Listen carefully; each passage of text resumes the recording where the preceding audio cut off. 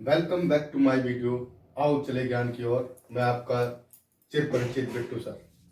कल हमने आपको डेमोक्रेसी के बारे में बताया था। आज जो इस डेमोक्रेसी को बहुत बखूबी डिफाइन करता है, जो इस डेमोक्रेसी को चलाने में जो लॉ है वो माना जाता है, वो हमारा कॉन्स्टिट्यूशन या भारतीय संविधान।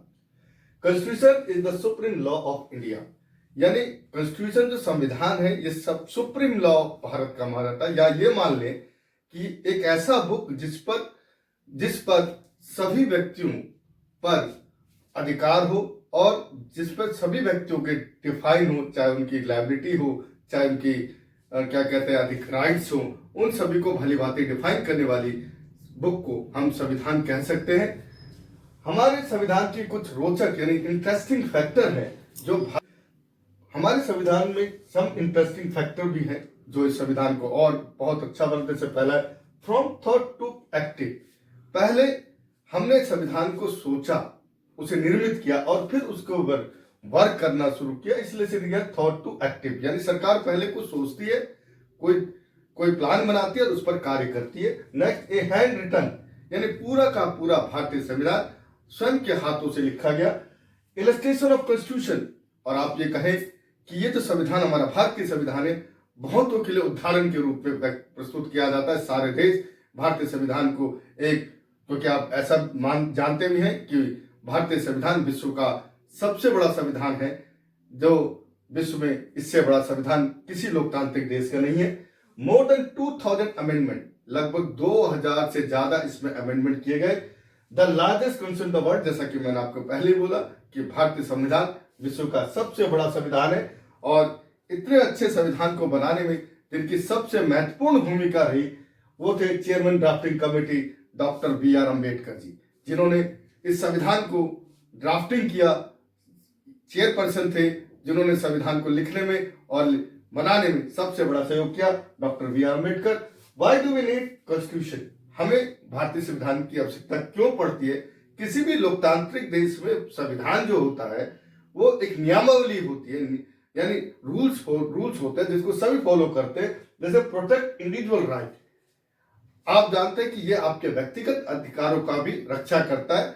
मैं आपको करंट अफेयर्स एग्जांपल देता हूं, ताकि कुछ पुराने एग्जांपल तो बहुत पुराने हो जाते हैं। करंट में आपने अभी सुना होगा जब प्रधानमंत्री मोदी जी और योगी जी के बारे में कहा गया कि राम मंदिर में वो पूजा नहीं कर सकते, वो क्या कहते हैं रामलला के गर्भगृह में नहीं जा सकते, तो सुप्रीम कोर्ट में इनके खिलाफ याचिका दायर की गई। सुप्रीम कोर्ट ने साफ निर्देश दिए कि किसी व्यक्ति का अपना विशेष अधिकार है कि वो किस धर्म को माने, किस जाति को माने, और उसके अधिकार का हनन भारतीय संविधान बिल्कुल भी किसी भी तरह का लूप पोल यानी छूट नहीं देती। इसलिए आदरणीय प्रधानमंत्री वहां जाके पूजा कर सकते हैं, इसमें किसी को कोई संदेह नहीं होना चाहिए। Next one, establishment form of government. यहां पर भारत की सरकार को बनाने में एक महत्वपूर्ण योग्यता भारतीय संविधान की होती है कि सरकार चलती किससे, सरकार किस चीज को फॉलो करती है। सरकार करती है फॉलो, गवर्नमेंट जो फॉलो करती है वो कॉन्स्टिट्यूशन को फॉलो करती है और उसके अनुरूप पूरे देश को चलाती है।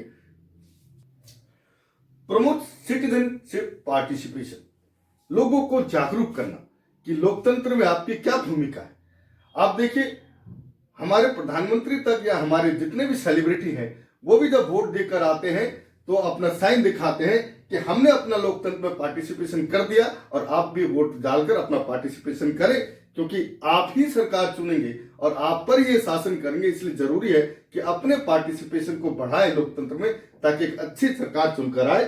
अब हमारे संविधान की कुछ फीचर्स भी हैं, कुछ विशेषता भी है जो संविधान को और संविधानों से अलग बनाती है। टू गवर्नेंस, आप जानते हैं कि भारत में दो तरह की सरकार है, एक स्टेट गवर्नमेंट और एक सेंट्रल गवर्नमेंट। दोनों सरकारें एक कोऑर्डिनेशन से, एक समन्वय से एक राज्य चलाती है और दूसरा पूरा देश चलाता है। Second one, division of power, या शक्तियों का विकेंद्रीकरण है, या किसी एक के पास पावर नहीं है, या पावर को डिवाइड किया गया है ताकि कोई भी किसी भी पावर का मिसयूज ना कर सके। जैसे आपको मालूम है कि supreme court the higher authority of law है। अगर प्रधानमंत्री, मुख्यमंत्री भी किसी तरह का कोई गलत कार्य करते हैं तो उसके खिलाफ सुप्रीम कोर्ट में याचिका दायर की जाती है।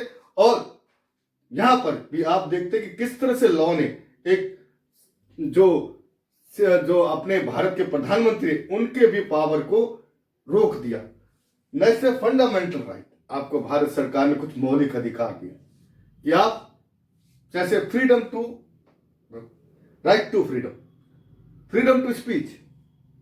तो राइट टू फ्रीडम में आपको मालूम है मेरा अपना फ्रीडम का अधिकार है, मेरी अपनी अभिव्यक्ति, आपने सुना अभिव्यक्ति की आजादी, यह हमें संविधान देता है कि हम अपने वक्तव्य को, अपनी भावनाओं को, अपनी सोच को रख सकते हैं। लेकिन रखने से पहले हमें यह भी देखना चाहिए कि उस शब्दों से या उस वाक्यों से या उस संदेश से भारत के संविधान को और संवैधानिक जो मर्यादा है उसको ठेस ना पहुंचे। ये भी आपको संविधान डिफाइन के साथ लायबिलिटी भी देता है। इस चीज को भी ध्यान रखना कि बोलने से पहले ये आप सोच ले कि लोकतांत्रिक देश में कोई खतरा तो नहीं हो रहा, किसी तरह का क्या कहते हैं विध्वंस या वैमनस्य तो ना हो, इस चीज का हमें ध्यान रखना चाहिए। नेक्स्ट है राइट टू एजुकेशन। आप जानते हैं कि शिक्षा सर्वोपरि, शिक्षा पे सबका अधिकार, इसलिए प्रधानमंत्री या राष्ट्रपति या हमारे जितने भी सेलिब्रिटी है हमेशा ये कहते हो बेटी बचाओ बेटी पढ़ाओ।